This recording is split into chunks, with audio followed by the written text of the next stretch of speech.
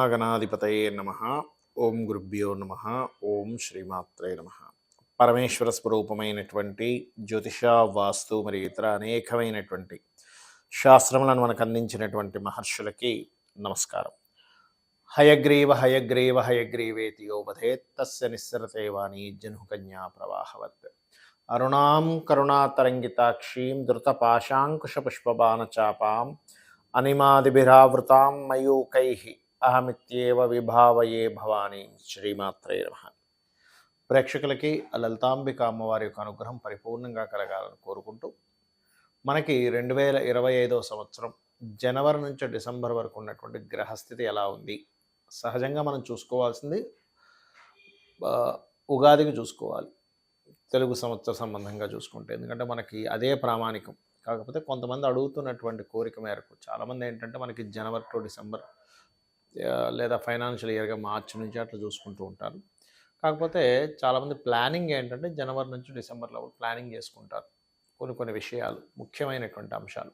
అందుకని చాలామంది అడగడం వల్ల మనం జనవరి టు డిసెంబర్ చేస్తున్నాం. కానీ ఉగాదికి వేరుగా ఉంటుంది. అది విశ్వవసునామ సంవత్సరం ఎలా ఉండబోతుంది అనేది వేరుగా చేస్తాం. అది అయితే ఇక్కడ ఎప్పుడైనా ఒకటే గుర్తుపెట్టుకోండి, మేజర్ ప్లానెట్స్ ఏవైతే ఉన్నాయో అవే సంవత్సర ఫలితాలకి ప్రధానం.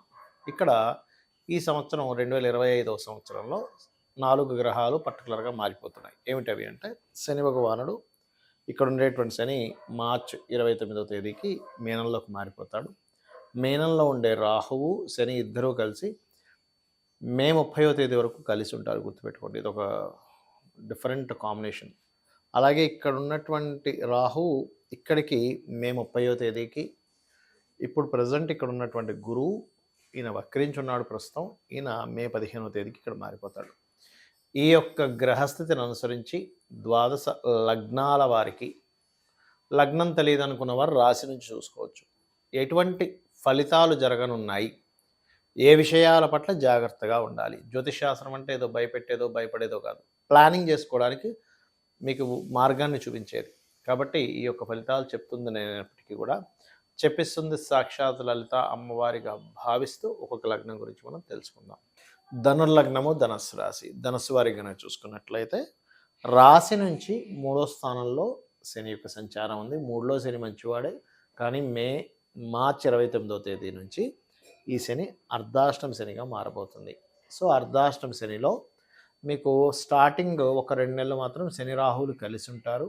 కాకపోతే ఇక్కడ ఏంటంటే ఉన్న ప్రదేశం మారేలా చేస్తాడు. 4లోకి శని వెళ్ళినప్పుడు ఆ 2 నెలలు, ఆ 2.5 3 నెలలు విదేశాల్లో ఉండేటువంటి వారికి ప్లేస్ ఆఫ్ చేంజ్ ఇస్తాడు అక్కడ. కాకపోతే ఇక్కడ శని ఇక్కడికి వెళ్ళే లోపలే మీరు ఏదైనా ప్రాపర్టీ తీసుకుంటే తీసుకోండి. శని ఇక్కడికి వెళ్ళిన తర్వాత మాత్రం ప్రాపర్టీ విషయంలో కొంచెం అనవసరమైన స్ట్రెస్ వస్తూ ఉంటుంది దానివల్ల. అంటే ఏమీ లేదు, శని 4లో ఉన్నాడు, 3వ అధిపతి 4 అంటే ఏమిటి, కష్టపడి కొనుక్కుంటారు. కానీ అక్కడ తెలుసో తెలియకో ఒక వాస్తు దోషం వల్ల ఎక్కువ పెట్టి కొనుక్కున్నందుకు ఏదైనా స్ట్రెస్ రావడమో, లోన్ ఎక్కువ వల్ల స్ట్రెస్ రావడం ఎక్కువగా ఇస్తాడు శని ఇక్కడికి ఉన్నప్పుడు. కాబట్టి ఏంటంటే మీరు ఎటువంటి ప్రాపర్టీ తీసుకున్నా శని మారకముందు తీసుకోండి. ఏదైనా ప్రాపర్టీ ప్లానింగ్ చేస్తున్నప్పుడు శని మారకముందే ప్లాన్ చేయండి. కన్స్ట్రక్షన్ స్టార్ట్ చేద్దాం అనుకున్నా మార్చి 29 లోపలే చేసుకోండి. మార్చి 29 దాటితే అర్ధాష్టమ శని ప్రభావం మీకు ఉంటుంది. సో అది పర్టికులర్గా ప్రాపర్టీస్ మీదే ప్రభావం చూపిస్తుంది. సో ఇది జాగ్రత్తగా ఉండండి. ఇక ఈ రాహు 3లోకి వస్తాడు. ఎప్పటి నుంచి? 4లో ఉన్నప్పుడు బయట దేశాల్లో ఉండేటువంటి వారికి పిఆర్, గ్రీన్ కార్డు హోల్డర్స్ అవ్వడానికి చాలా మంచి సమయం. కానీ ఎప్పుడైతే రాహు 3లోకి వస్తాడో ఇక్కడ కొన్ని ఇంటర్వ్యూస్లో సక్సెస్ అయ్యేలా చేస్తాడు. అందులో ముఖ్యంగా ఆన్లైన్ ఇంటర్వ్యూస్లోని కొన్ని ధైర్యంగా కొన్ని నిర్ణయాలు తీసుకోవడం చాలా బాగుంటుంది.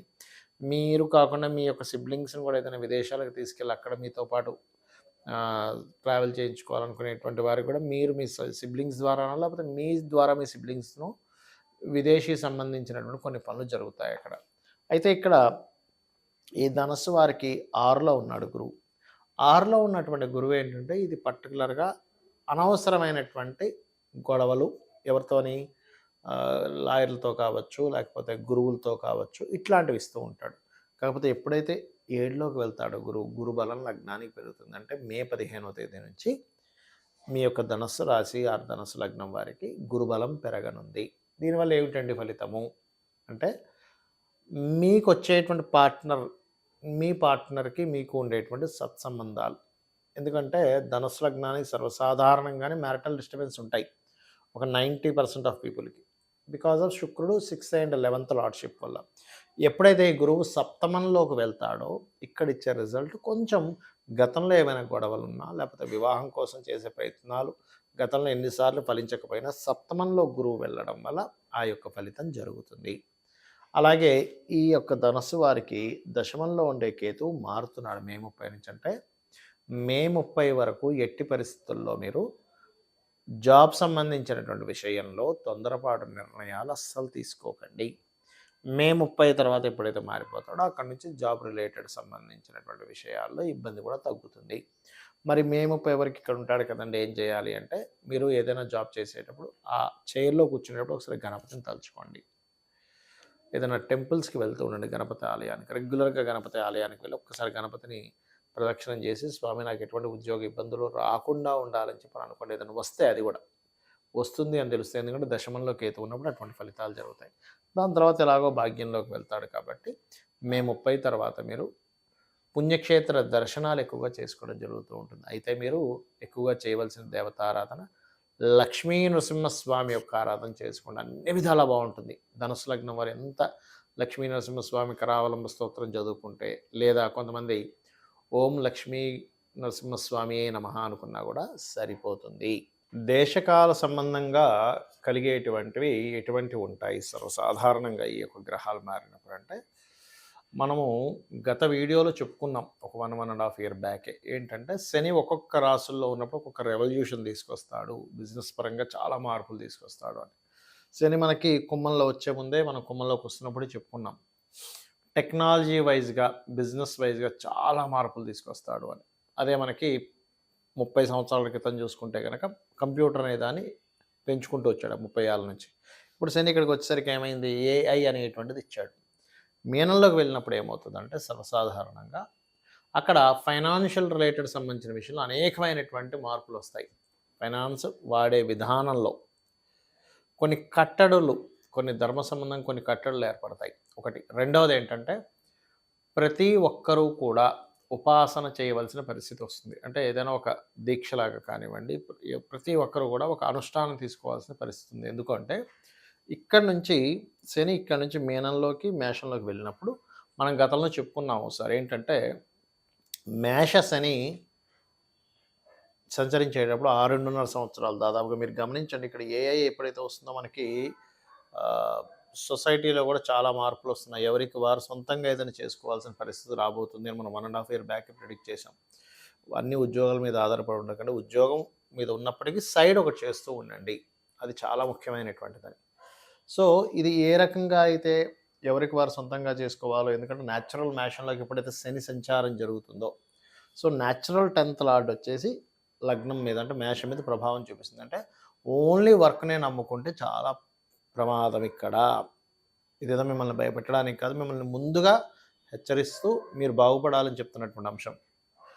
అలాగే ఇక్కడ ఇంకోటి ఏంటంటే ఓన్గా ఏదైనా చేసుకోవాలి. శని నీచబడుతున్నప్పుడు మనం ఉద్యోగాల మీద ఆధారపడకూడదు. సొంతంగా ఏదైనా ఒక చిన్న కర్మాగారం, చిన్నగా మనం ఓన్గా ఏదైనా సేల్ చేయగలమా ఆన్లైన్లో, లేకపోతే ఇంకేదైనా చేయగలమా అనేటువంటి దాంట్లోకి వెళ్ళాలి. దీంతో పాటు ఇక్కడ మనకి చూడండి కొన్ని బ్లాక్ మ్యాజిక్స్ అని ఇట్లాంటివన్నీ పెరుగుతూ ఉన్నాయి. ఈ శని మీన మేషరాశుల్లో సంచరించేటప్పుడు ముఖ్యంగా కొన్ని ధర్మ సంబంధించినటువంటి విషయాలకి, కొన్ని కోర్టు రిలేటెడ్ సంబంధించిన ఇష్యూస్కి, కొన్ని నెగటివ్ ఎనర్జీస్కి ప్రభావం ఎక్కువగా ఉంటుంది ఇక్కడ శని సంచారం జరిగేటప్పుడు. అందుకని ప్రతి ఒక్కరు కూడా వారి వారి లగ్నాలను బట్టి, వారి వారి రాసులను బట్టి, వారికి ఏ దేవత ఇష్టమైతే ఆ దేవత అనుష్ఠానం రోజు ఉదయం ఒక అరగంట, సాయంత్రం ఒక అరగంట సేపు చేసుకోవడం మిమ్మల్ని, మీ యొక్క కుటుంబాలను అన్నింటినీ రక్షిస్తుంది. ఇది ముఖ్యంగా గుర్తుపెట్టుకోండి. మీ జన్మజాతకం ఎలా ఉన్నా, అక్కడ ధనయోగం ఉన్నా లేకపోయినా, అంటే జన్మజాతకంలో 12 భావాలు ఉంటాయి. ఆ 12 భావాలు ఎలాగున్నా కూడా మీరు అమ్మవారిని పట్టుకోగలిగితే, లేదా మీ ఇష్టదేవతని అంటే లలితాదేవిని పట్టుకుంటారా, విష్ణువునా, లేకపోతే శివున్నా, కాళికా అమ్మవారినా, లేకపోతే దశమహావిద్యల్లో ఏదైనా ఒక విద్యను తీసుకొని గురువుగారుల దగ్గర తీసుకొని మీరు ఉపాసన చేస్తున్నారా అనేటువంటి చాలా ముఖ్యమైనటువంటి అంశం రాబోయేటువంటి 5 to 6 years లోపల. ఎందుకంటే మనకి ఇక్కడ శని భగవానుడు ఇక్కడికి మారబోతున్నాడు. దీనివల్ల చాలా చాలా మార్పులొస్తాయి. అదేవిధంగా శనితో పాటు మనకి గురువు గూడా ఇక్కడికి వెళ్తున్నాడు. ఎప్పుడైతే గురువు ఇక్కడికి వెళ్తాడో మే 15వ తేదీ నుంచి వ్యాపార సంబంధించినటువంటి విషయాల్లో అనేకమైనటువంటి అద్భుతమైనటువంటి అవకాశాలు కావచ్చు, మార్పులు కావచ్చు బావుంటుంది. అదీగాక మనకి విశ్వావసు నామ సంవత్సరం నెక్స్ట్ చెప్పుకుంటామని చెప్పుకున్నాం. క్రోధినామ సంవత్సరం అంత ఘోరంగా అయితే ఉండదు గుర్తుపెట్టుకోండి. అలాగే కేతువు ఎప్పుడైతే ఇక్కడికొస్తున్నాడో, రవి రాసుల్లోకొస్తున్నాడో, రవి అధిపతి అవుతాడు నెక్స్ట్.